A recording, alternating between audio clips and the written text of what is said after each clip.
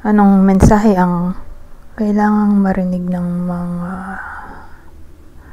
Gemini sa period na to? Pwedeng nangyayari na itong magiging reading natin, or mangyayari pa lang. Kung hindi man para sa inyo itong magiging reading natin, edi baka para sa someone na malapit sa inyo o sa someone na kakilala nyo mismo. Baka may lumabas na gender mamaya. Gawin nyo na lang energy, masculine at feminine energy. Pwede rin naman na huwag nyo nang pansinin ng gender. Hindi ko masasabi kung anong magiging reading, kung positive ba o negative. Depende sa kung anong mapipick up kong energy. Walang masama kung papanorin ang sun, moon at rising sign, kasi baka alin man sa mga yan ay mag-resonate na sa sitwasyon nyo. So meron tayong the Fool, 8 of Pumpkins, 8 of Pentacles to Ace of Imps, Ace of Wands. Excuse me. Ano tong the Fool? The Fool.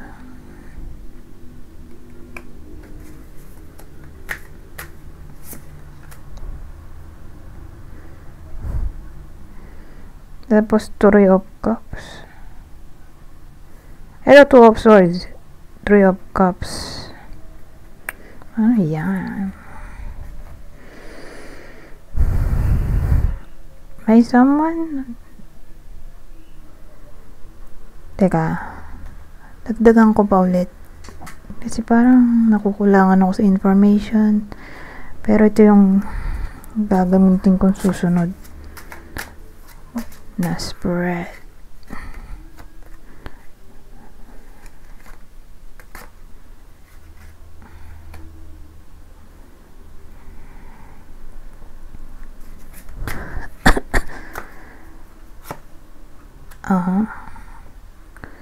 So may babae tayo. Pero sa case na to, babae ay introvert.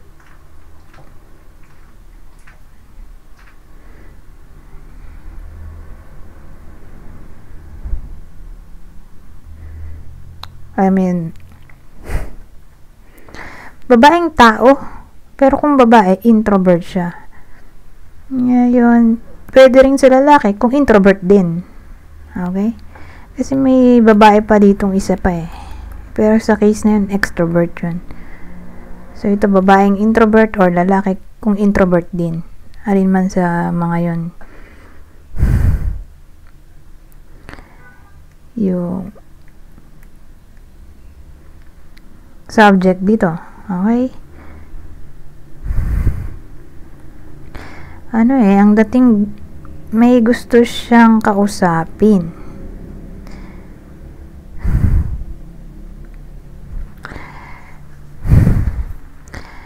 Kumbaga, ito yung desire niya.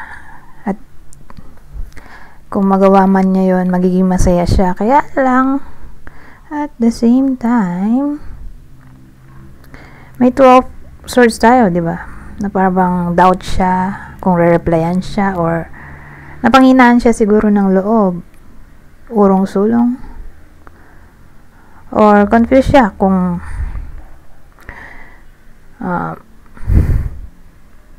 sasabihin niya ba yung gusto niyang sabihin. Parang ang dating may gusto siyang i-confess, or may gusto siyang malaman dito sa key.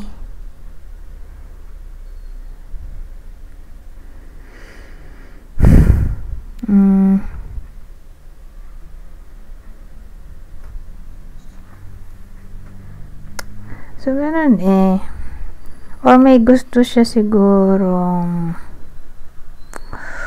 i-clear or i-reveal.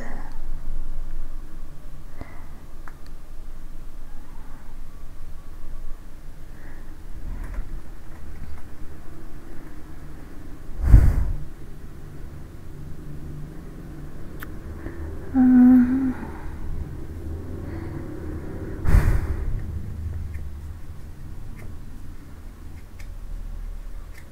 Dagdagan ko pa ba to?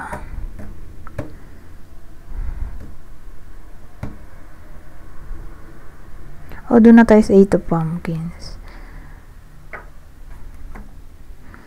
Sige, doon na tayo sa 8 of Pumpkins o 8 of Pentacles.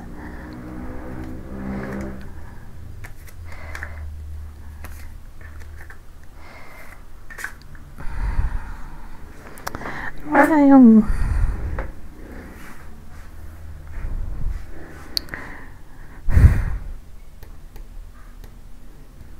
gusto niyang sabihin or gusto niyang malaman or gusto niya i-confess or gusto niya i-reveal.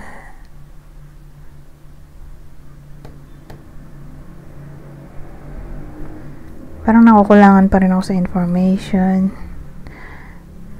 Dagan pa nga natin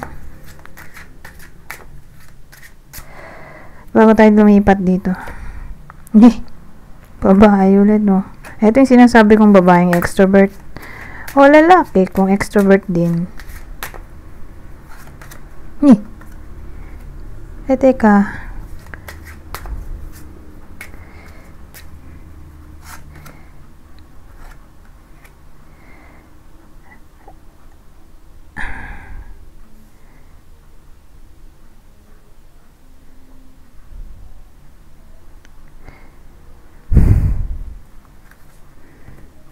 Di yung 3 of Cups pala natin. Third party to. Kala ko nung una happiness eh. Pero nung nagdagdag ako ng panibagong spread, nagmukha ng third party to, oh. Sa pagitan nitong mga to. Dalawang babae, isang lalaki. Di, ang gusto niyang malaman, gusto niya kasi kausapin eh. Diba? Dun sa eto, communication to. Gusto niya kausapin yung palang partner. Gusto nitong kausapin yung partner niya para malaman yung clarity regarding 3 of Cups. Nagmukha na itong third party, hindi siya happiness. So again, nung una, kala ko nga celebration to happiness.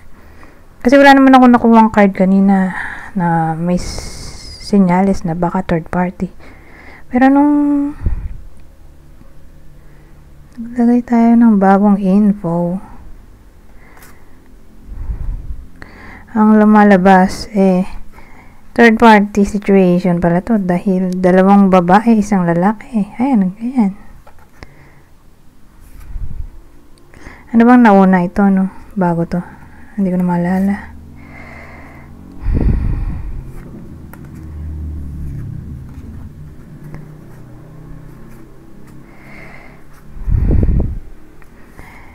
So, ito,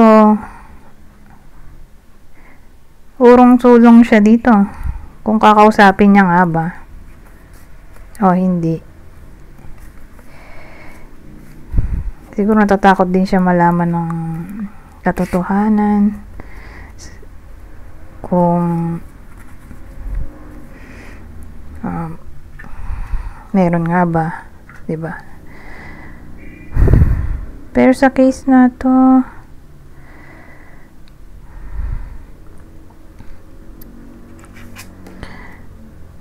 may ano tayo, mountain. Ito ay enemy. So, nagmukha nga third party to.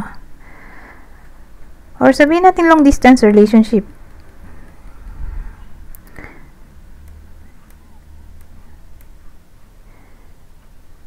Case to case basis. Sabihin natin kunin nyo lang info na sa tingin nyo ay fit sa sitwasyon nyo. Regardless kung long distance o hindi. Kasi magiging enemy to eh. So, kung enemy to, nagsiselo siya dito. So, gusto niyang malaman sa partner niya kung may someone else nga ba. Kung someone else niya ba to. Pero dito sa case na to, itong lalaki ay extrovert. Kasi may isa pang lalaki dito. Pero yun, mala introvert. Partner nitong isa.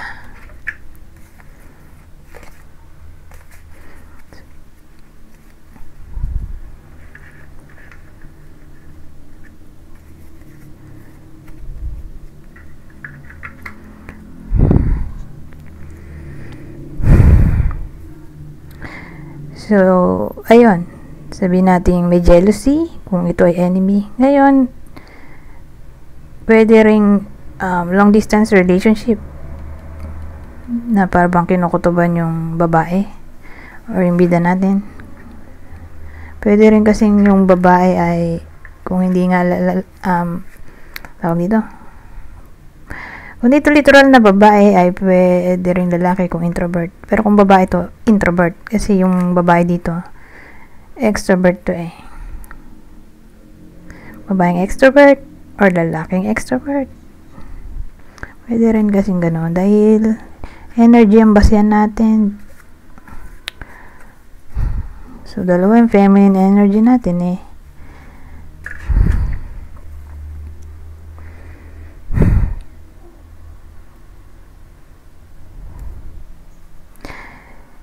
Ngayon, kung di naman long distance relationship to,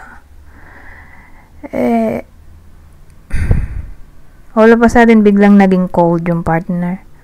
Kasi emotionally unavailable din meaning nito. So, dahil naging cold yung partner, dun mapapaisip-isip yung bida natin na i-confront tong partner niya kung may iba na ba siya, kaya ba siya naging cold. Or walang pakialam. Nanlamig. So, ganun. Kaya may two of swords. Urong-sulong siya dito or may indecision kung i-confront or hindi.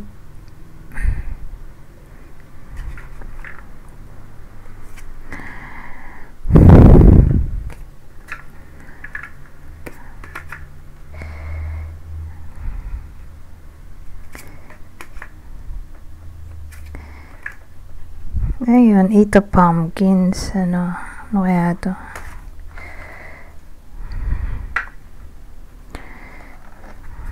Ito na yung 8 of pentacles.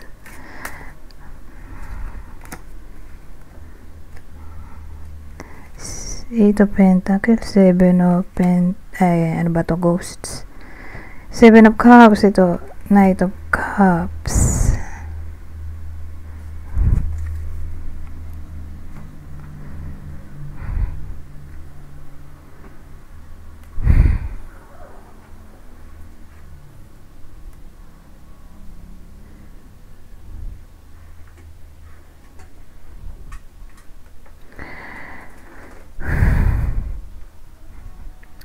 Kasi ano to eh, pwede rin card ng multiple option.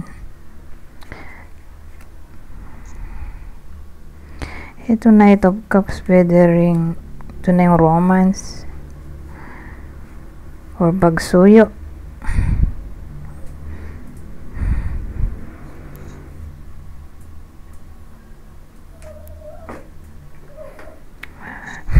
Teka, marami kasing meaning eh.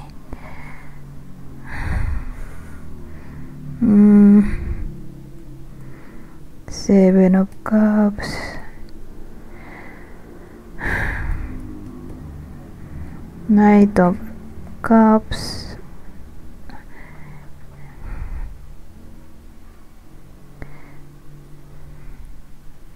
Oo. Ano to? Option na to. Multiple option. Na para bang mukhang totoo. May someone else nga yung lalaki. Kasi ang dating dito,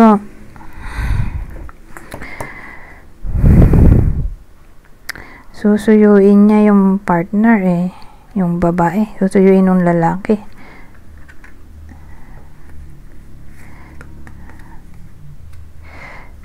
Teka, saan ba yung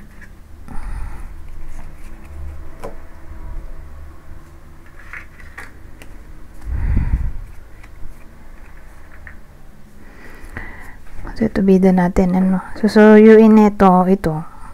Gawa siya ng effort, suyuin. So, malamang-lamang may confession sa side nito.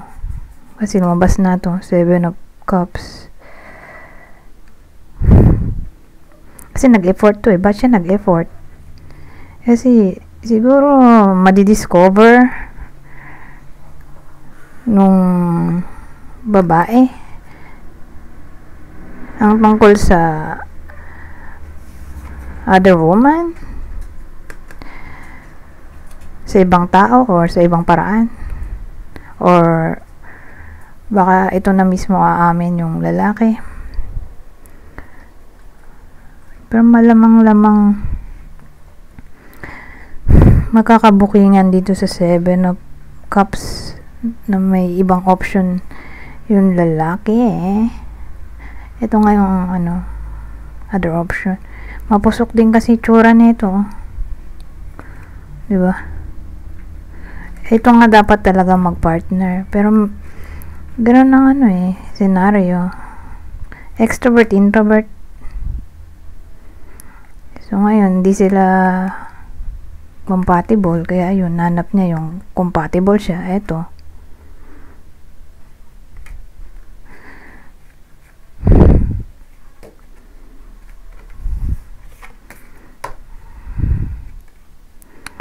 Mga mapupusok.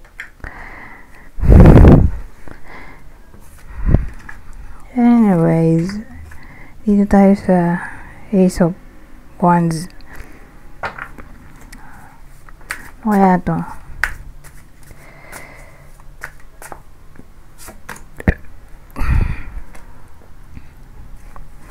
Pumpkins, Ace. So, ayan ba to? Page of Pentacles. 8 of Wands.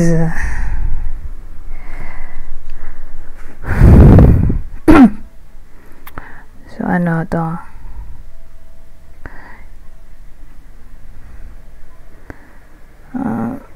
Page of Pentacles. Ito ang 8 of Wands.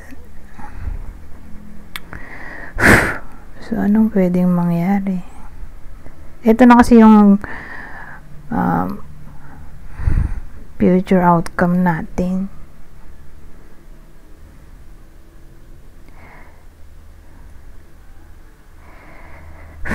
Ang dating sa akin dito sa Ace of Wands natin, kakaroon ng desire or magte-take action. Desire na mag-take action or magkakaroon ng initiative, mag-take action yung lalaki.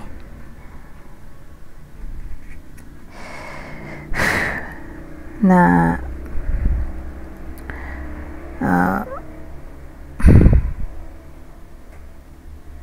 ano nga ba ito?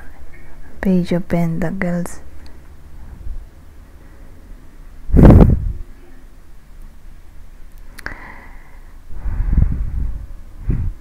Mag-offer ng stability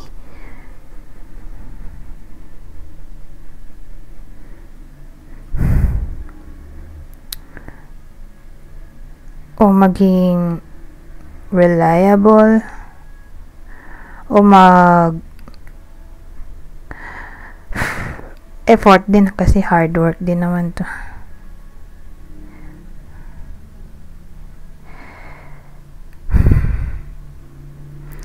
So ibig sabihin mag-e-effort, desire, mag-effort. Ito kasi baby step to eh. Baby step, small step ng pag-effort or beginning pa lang ng pag-effort or pag-show ng hard work.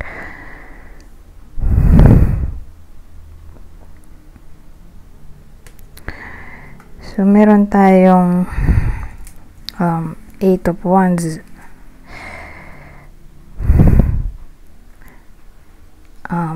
Ang dating sa akin dito sa 8 of Wands natin magmamadali siya. or magiging somewhat impulsive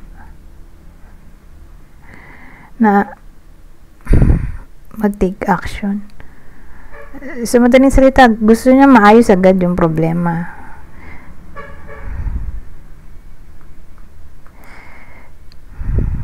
Or kakausapin niya na masinsinan yung partner niya kasi arrows of love din naman to. Mag-heart to heart conversation sila all of a sudden, ganoon. Kumbaga impulsively bigla na lang magme-message yung lalaki dito sa bida natin. Susuyuin niya. Ewan ko kung anong gagawin niya. Siguro bubulahin niya or papangakuan naman kung ano-ano. Basta mag-heart to heart conversation sila. Or may mga gagawin siya na para bang alam niya sa sarili niya na kapag ginawa niya yung gagawin niya, hindi siya maihindian nitong bida natin. Like peace offering. Pagbigay ng peace offering or pag-grant ng wish niya dati or mga pangako niya dati, may gagawin niya na ngayon. So again, marami siyang gagawin na paraan para hindi na magalit tong babae or maayos niya agad sa mabilis na paraan yung sitwasyon nila nitong babae.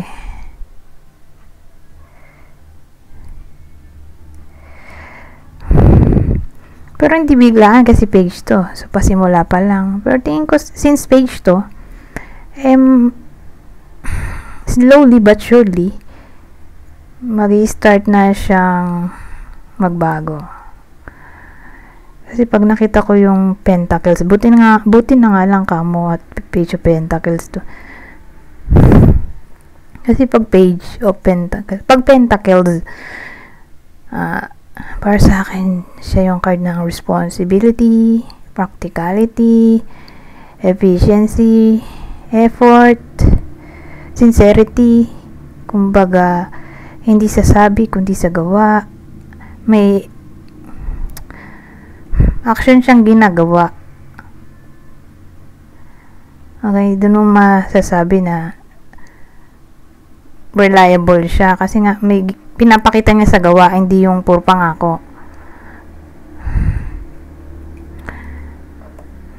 So may makikita kang action sa part niya or makita mong nag-e-effort.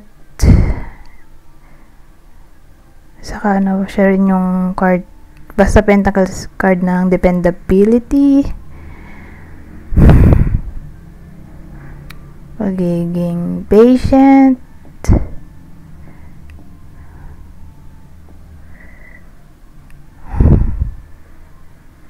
yun. Kaya tingin ko magsisimula kasi page niya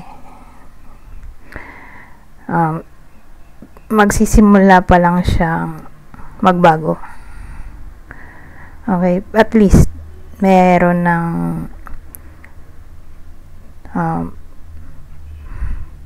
pasimulang aksyon ng pagbabago kaysa wala.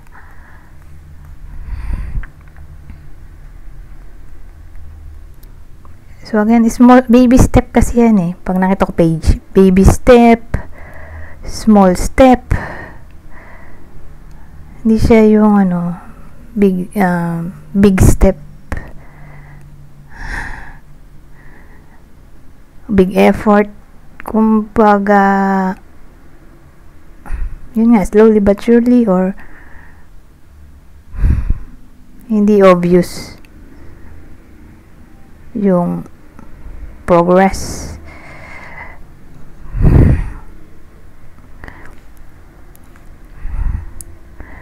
Pero again, maganda nga itong 8 of cups. 8 of ano ba yan? Wands.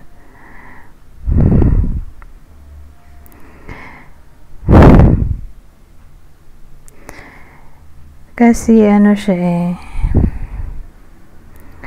usually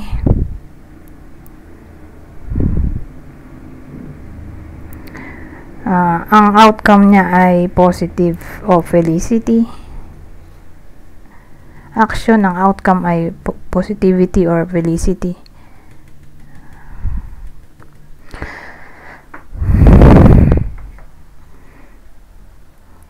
So, dalawang wands ay pwede ring may kinalaman sa big change. So, yun na nga, big change ay magsisimula na magbago for good yung lalaki para dito sa bida natin.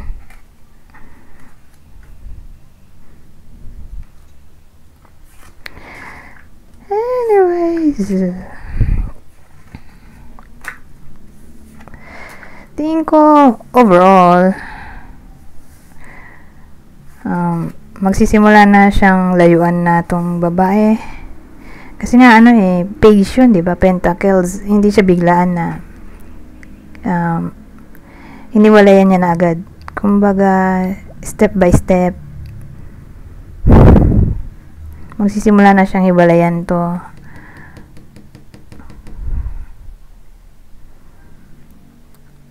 So, hindi niya agad sasabihin na hiwalay na tayo. Ang dating kusa na siyang lalayo dito. Or slowly gagawin niyang bato yung heart niya para hindi na siya ma-attract dito.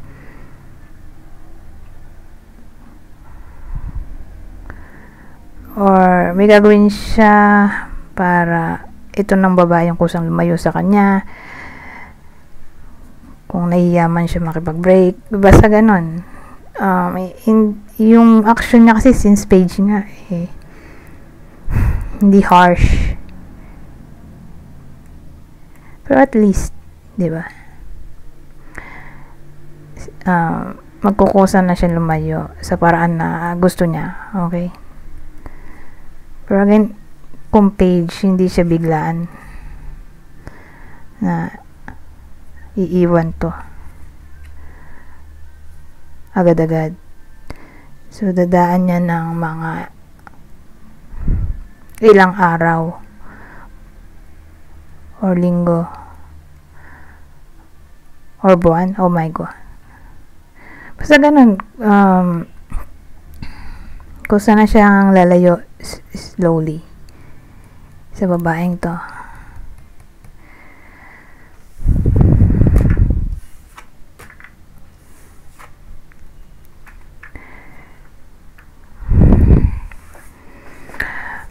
Oh, 28 minutes na pala Since 28 minutes na to, dito na tayo sa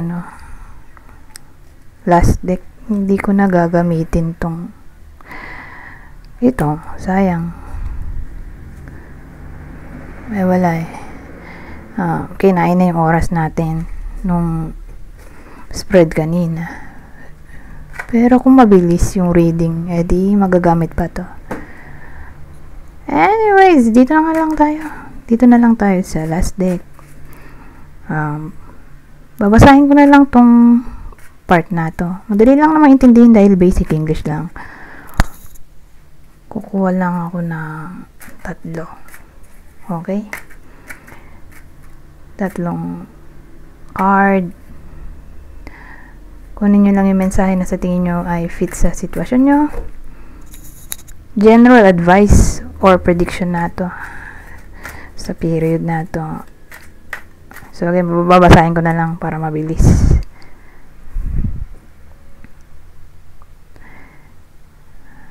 Yan na sobrang. Teka. Ayan. Sabi dito, need to take more efforts.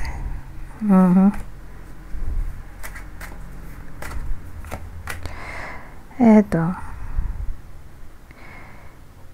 your commitment will be rewarded.